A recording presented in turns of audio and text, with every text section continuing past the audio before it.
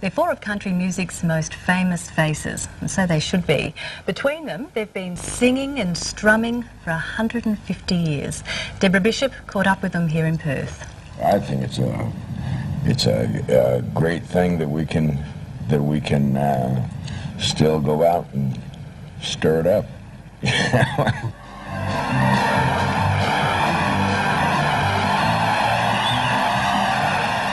They're country music's big guns, firing on all fours. When you get the blues, come on, get rhythm.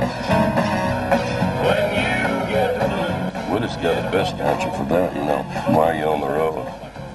It's either this or stay home. When you get the blues. Lee Nelson, Chris Christopherson, Waylon Jennings and Johnny Cash. Country music masters in Perth for a country music concert like you've never seen. Well, they call you Rockabilly. Yeah. 40 years ago this week, a 23-year-old country kid called Johnny Cash hit the radio waves in Australia. Was it really? Well, thanks for knowing that. But I'm glad to know that, yeah. 40 years ago? I remember when it came out. I do too. Well, no, it just makes more people ask, why are you still doing this, you know? They think, How are you still here? Moses was only in the wilderness 40 years. Why are you still out there, you know? Which, you know, to a lot of people it might be a good question, but we love it out there. This life, it is contagious. And it gets down in your blood. They call themselves the Highwaymen, a band that combines talent, passion and musical memories of four men and an era that's as legendary as the artists themselves. Add up their years of contribution, it's close to 150. Somebody said 157. I read that somewhere. Well, how could that possibly be? We're not even that old. I don't know. Something to think about. 157? What did you say? Well, 140. I mean, that's 17 more. I mean, for a Rhodes Scholar, you don't count very good. And I'm crazy.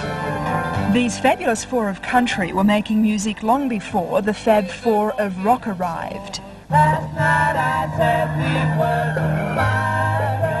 was 25 years after the Beatles broke up, they're back making headlines this week with a brand new single. Whatever happened to the life that we once knew? For years, the Beatles blitzed all other music. But ask these guys and they'll tell you the Beatles were born from country. But to me, that's what it sounded like. It was a cross between country and rock and roll, yeah.